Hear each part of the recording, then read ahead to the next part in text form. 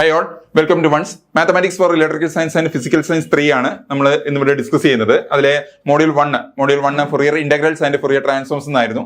അതിലൊരു മേജർ ടോപ്പിക്കാണ് Fourier cosine transforms. എന്താണ് ഫൊറിയർ കൊസൈൻ ട്രാൻസ്ഫോംസ്? ഓക്കെ, ആദ്യം ഫൊറിയർ ട്രാൻസ്ഫോമിനെ കുറിച്ച് പഠിച്ചിട്ടാണ് നമ്മൾ ഫൊറിയർ കൊസൈൻ ട്രാൻസ്ഫോമിലേക്ക് വരുന്നത്. ഫൊറിയർ ട്രാൻസ്ഫോം എന്തായിരുന്നു? ഫൊറിയർ ട്രാൻസ്ഫോം എന്ന് പറയുന്നത് ഒരു ഫംഗ്ഷൻ, നമുക്കൊരു എഫ് ഓഫ് എക്സ് എന്ന് പറയുന്ന ഒരു ഫംഗ്ഷൻ തന്നിട്ടുണ്ടായിരുന്നു. അത് എക്സിന്റെ ഫംഗ്ഷൻ ആണെങ്കിൽ അതിനെ നമ്മൾ വേറൊരു വേരിയബിൾ ആയിട്ടുള്ള ഒമേഗയുടെ ഫംഗ്ഷനിലേക്ക് കൺവേർട്ട് ചെയ്യാൻ വേണ്ടിയാണ് നമ്മൾ എന്ത് യൂസ് ചെയ്തത്? ഫൊറിയർ ട്രാൻസ്ഫോംസ് യൂസ് ചെയ്തത്. ആ ഫൊറിയർ ട്രാൻസ്ഫോമില് ഫോമുല എന്തായിരുന്നു?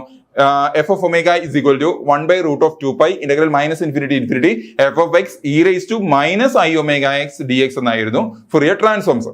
നമ്മൾ ഇതിലേക്ക് കൊസൈൻ ട്രാൻസ്ഫോമിലേക്ക് വരുമ്പോൾ ആ മൈനസ് ഐ ഒമേഗ എക്സിൽ നിന്ന് നമുക്ക് കോസ് കമ്പോണന്റ് മാത്രം എന്തായിരുന്നു? E raise to minus i t t. അത് നമ്മൾ ഡി മോവേസ് തിയറത്തിൽ നമ്മൾ എക്സ്പ്ലെയിൻ ചെയ്യുന്നുണ്ട്. ഡി മോവേസ് തിയറം എന്തായിരുന്നു? E raise to i t is equal to cos theta plus i sine theta. അതേപോലെ e raise to minus i t t ആണെങ്കിൽ cos theta minus i sine theta. Okay, അതിൽ നിന്ന് നമ്മൾ കോസിന്റെ component മാത്രം, അതായത് e raise to i t ടിയിൽ കോസിന്റെ കമ്പോണന്റ് മാത്രം കളക്ട് ചെയ്ത് കൊണ്ടുവരുന്നതാണ് എന്താ? Fourier cosine transforms. ഓക്കെ, അതിലും നമുക്ക് ഡയറക്റ്റ് ആയിട്ട് ഒരു ഫോമുല ഉണ്ട്. ആ ഫോമുല പറഞ്ഞിരുന്നാൽ മതി. ദെൻ നമുക്ക് എന്ത് ചെയ്യാം? പ്രോബ്ലം ചെയ്യുന്നതെല്ലാം സെയിം മെത്തേഡ് തന്നെയാണ്. അതിന്റെ ഇന്റഗ്രേഷന്റെ സിംപ്ലിഫിക്കേഷൻ, ദാറ്റ്സ് ഓൾ. അത്രയും മതിയാവും. ഓക്കെ, സോ നമുക്ക് അതിന്റെ ഫോമുലയിലേക്ക് കടക്കാം. ഫോമുല എന്തായിരുന്നു? Fourier cosine transform and it's inverse. This one inverse.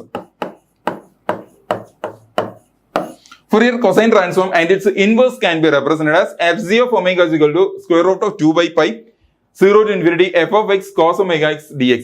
ഇവിടെ കോഎഫിഷ്യന്റ് എന്തായിരിക്കും വരിക? Square root of 2 by pi integral 0 to infinity f of x cos omega x dx. Also അതിന്റെ ഇൻവേഴ്സ്. എങ്ങനെയാണ് ഇൻവേഴ്സ് പറയുന്നത്?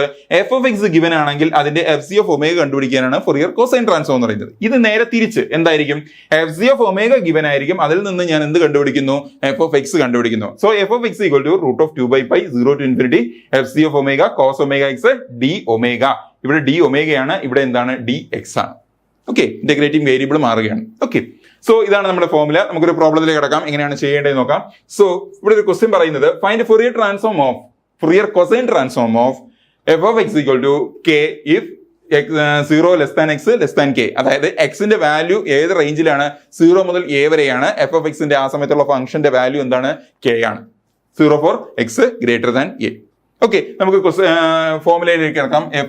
F c of omega Fourier cosine transform കണ്ടുപിടിക്കാനുള്ള formula എന്ന് പറയുന്നത് root of 2 by pi integral 0 to infinity f of x cos omega x d x. Okay, ഇതായിരുന്നു നമ്മുടെ formula. Okay, ഇതിനകത്ത് f of x substitute ചെയ്താൽ മതി, അത്രേ ഉള്ളൂ. Root of 2 by pi 0 to infinity f of x എന്താണ്? K cos omega x d x. ഇതിൽ K എന്താണ്? കോൺസ്റ്റന്റ്. നമുക്കറിയാം കെ കോൺസ്റ്റന്റ് ആണ്. വിത്ത് റെസ്പെക്ട് ടു എക്സിനാണ് എനിക്ക് ഇന്റഗ്രേറ്റ് ചെയ്യേണ്ടത്. അപ്പൊ കെ എന്താണ്?